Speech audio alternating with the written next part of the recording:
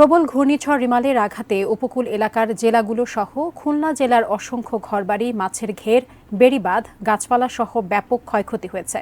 জেলা প্রশাসকের কার্যালয়ের সামনে থেকে এই মুহূর্তে বিস্তারিত যুক্ত হচ্ছেন আমাদের প্রতিনিধি পলাশ চন্দ্র ঢালী। পলাশ, সকাল থেকে কিন্তু আপনি আমাদের সাথে আছেন এবং এই মুহূর্তে আপনি কি খবর জানাবেন? খুলনা জেলায় আসলে কি পরিমাণ ক্ষয়ক্ষতি হয়েছে এবং প্রশাসনিকভাবে কোনো ব্যবস্থা নেওয়ার কথা জানতে পেরেছেন কিনা? ধন্যবাদ সাজিয়া। এর আগেই আমরা কিন্তু জানিয়েছি যে গত 2 দিনের যে রিমালের যে প্রভাবে খুলনার যে আকাশের যে মেঘাচ্ছন্ন যে পরিবেশ, মুষলধারে বৃষ্টি, সেটি কিন্তু পার করে আজকে খুলনার মানুষ একটি সুন্দর পরিবেশ, সূর্যের আলো আজকে কিন্তু দেখতে পাচ্ছে। এবং আজকে আপনি যেমনটি জানতে চাচ্ছিলেন যে রিমালের প্রভাবে যে ক্ষয়ক্ষতি, সেটি নিয়ে কিন্তু খুলনার জেলা প্রশাসন আমাদেরকে ইতিমধ্যে জানিয়েছেন যে খুলনার যে 68টি ইউনিয়ন, 2টি পৌরসভা এবং সিটি কর্পোরেশনের 2টি ওয়ার্ড সহ মোট 72টি ইউনিয়নের তথ্য আমাদের কাছে দিয়েছেন। সেখানে মোট 4,52,200 মানুষ কিন্তু সেখানে সরাসরি ক্ষতিগ্রস্ত হয়েছে এবং বিধ্বস্ত বাড়িঘরের যে সংখ্যা দেওয়া হয়েছে, সেখানে আনুমানিক সংখ্যা দেওয়া হয়েছে 76,904টি। যদিও বলা হচ্ছে যে সেই সংখ্যাটি হয়তো আজকে আরও কিছু বাড়তে পারে।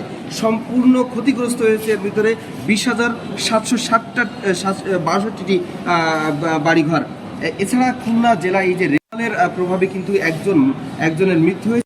লালচাঁদ মোড়ল নাম করে তার বাড়ি, খুলনার বটিয়াঘাটার গাঁওঘরা এলাকায় তার বাড়ি, তিনি ঘর চাপা পড়ে মারা গেছেন। এছাড়া এই যে গত 2 দিনের যেহেতু এই যে জরুরি অবস্থা ছিল, সেখানে বিভিন্ন যে আশ্রয়কেন্দ্র প্রস্তুত রাখা ছিল, সেখানে খুলনা জেলা প্রশাসনের পক্ষ থেকে ত্রাণ বিভাগের পক্ষ থেকে সেখানে কিন্তু পর্যাপ্ত পরিমাণ খাবারের ব্যবস্থা করা হয়েছিল। সেটা জেলা প্রশাসক আমাদেরকে আগেই জানিয়েছেন।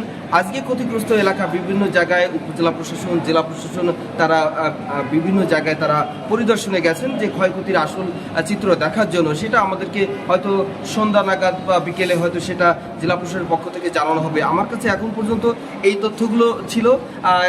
এখন খুলনার যে আকাশ, সেটা কিন্তু একেবারে পরিষ্কার। গত 2 দিনের যে রেমালের যে ভয়াবহ পরিস্থিতি, সেটা উত্তরণ করে উপকূল এখন যথেষ্ট ভালো রয়েছে।